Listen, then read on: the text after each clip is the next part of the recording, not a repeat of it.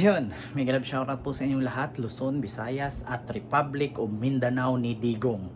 Ayan, so ngayon po mga kababayan, meron lang po akong reaction na isang video na kumakalat ngayon sa internet, sa social media patungkol nga dito sa kay Vice President Sara Duterte na hindi ko rin maintindihan kung ano ba talaga ang gusto ano ba talaga ang gusto ni Inday Sara. Gusto ba niya maging DJ? Gusto ba niya maging sumbungan ng bayan? O gusto ba niya maging vice president? Gusto ba niya maging president?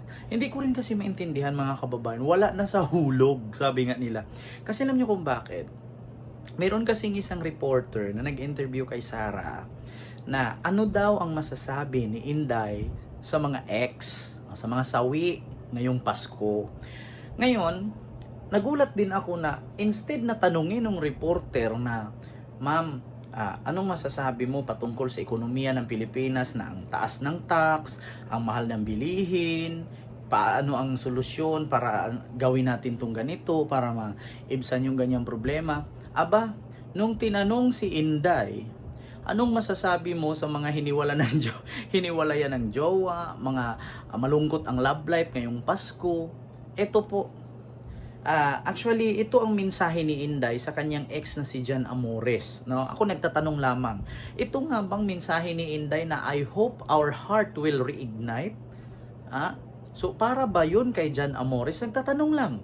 Kasi ang dami niyang, di ko maintindihan kung si Inday ba, parang gusto ako sa totoo lang mga kababayan, Luzon, Visayas and Republic of Mindanao, gusto ko na si Inday Sara ay magiging, alam mo yung papalit doon sa host ng face to face, para siya na yung magbibigay ng love advice. Parang narinig ko yan sa radyo na kay Papa Dudut, di ba? Dear Papa Dudut, parang ganun siguro si Inday, mahilig tong manood ng mga ganyan, mga love story, mga love life. Oo. Kaya, ngayon po mga kababayan, ipaparinig ko po sa inyo yung naturang video at ipakita ko sa inyo.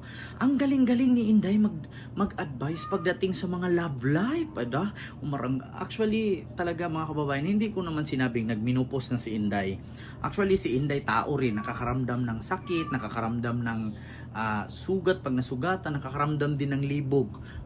So ito po, panoorin nyo po ha.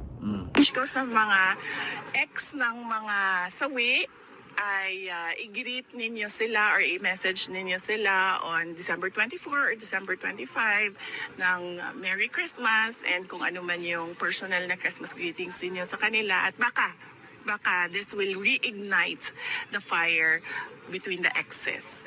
Sa mga marupok boys. Para sa mga marupok ngayong Pasko, sana ay maregaluhan kayo ng katatagan na huwag bumigay kaagad. Diba? Diba mga kababayan?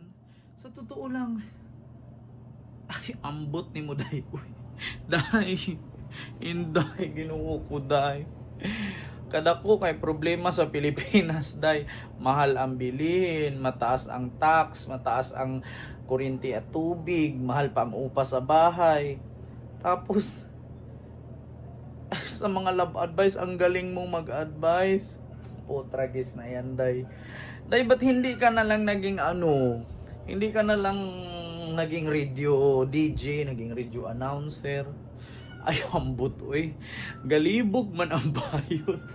Galibog ang bayot, o unsa iyang buhato nung, actually mga kababayan, nahihilo, nalilito. Ewan, sa masakit ang ulo ko mag-isip dito. Sa totoo lang, sa dami-daming problema sa Pilipinas, mas binigyan pa niya ng advice yung mga hiniwalayan ng jowa, yung mga marupok. Tanginang yan. Alam mo, sa totoo lang mga kababayan, Luzon, Visayas, and Republic of Mindanao ng mga Duterte, ay kayo na lang pong bahalang humusga, ay naglibog jud ko ba, napagod na ako. Ay, Inday, magkahawig kami ni Inday, no? Putang ina mo, Lisa Marcos, Bongbong Marcos, Martin Romualdez. Kaya ako may nakausap na akong killer. Na kapag ako pinatay, patayin niya si BBM, si Lisa, si Martin. Diba? Magkamukha tayo, Day. Pero sa totoo lang mga kababayan, no? hindi ko sure kung si Inday nasa huwisyo pa, nasa tamang pag-iisip. Actually, may napanood ako dun sa post ng isang vlogger na in-interview niya si Inday. Sabi ni Inday, tawag nila sa akin buang, tawag nila sa akin krung-krung. Ako na may nagsasabi lang ng totoo na sumagot lang ako sa kanilang mga katanungan. Di ba, sa totoo lang, yun bang mga mensahe ni Inday ay para ba yun sa kanyang ex na si Jan Amores?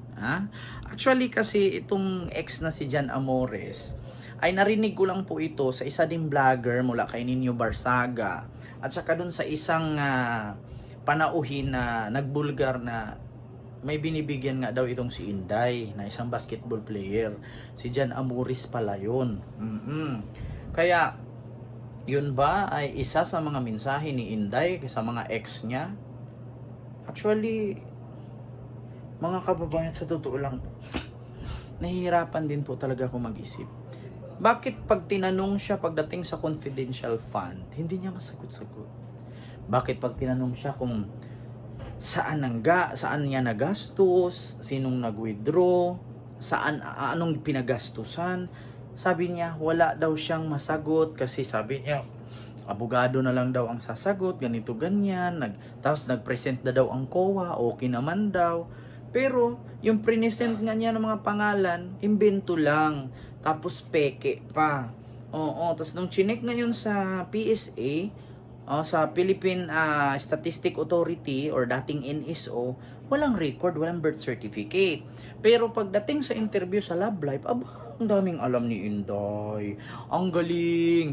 Dapat ay hindi ka na hindi ka na nag-vice president. Kung mas magaling ka pala dyan mag-advise about sa mga Love Life, edi dapat ka lang, radio announcer, DJ ka na lang, parang si Papa Dudut. Yung Pupoy at Hasmin ba yon? Yung sa ba yon? Sa GMA ba yun or sa MOR yun? Pupoy at Hasmin. Tawagin niyo po ako sa pangalang Inday Pusit.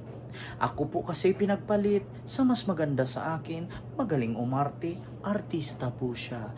Dear Pupoy at Hasmin, sana po mabigyan niyo ng kwento or drama ang aking ipapadalang sulat. Opo, Pupoy at Hasmin. Ito na po, umpisahan ko na. Ni Hao, Xing Pao, Xing Fu, Ni Xiao, Xi Jinping, Gurgur. Diba? Sheminat,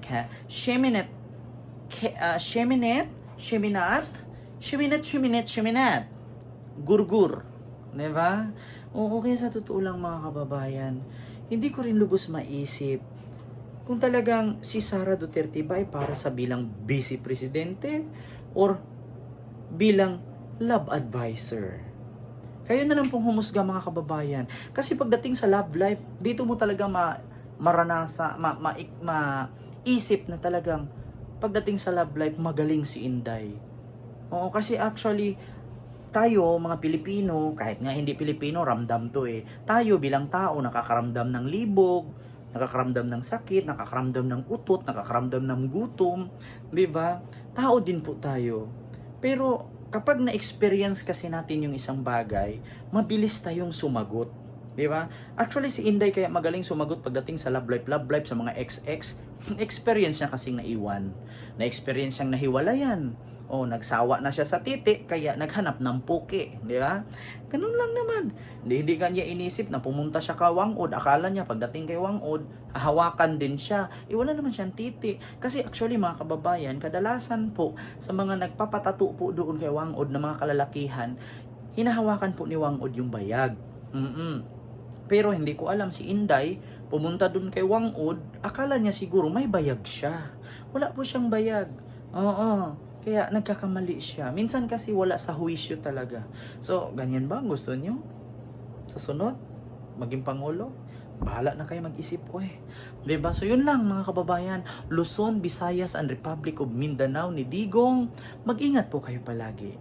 Sara Duterte may mensahe sa ex. And I, thank you. God first.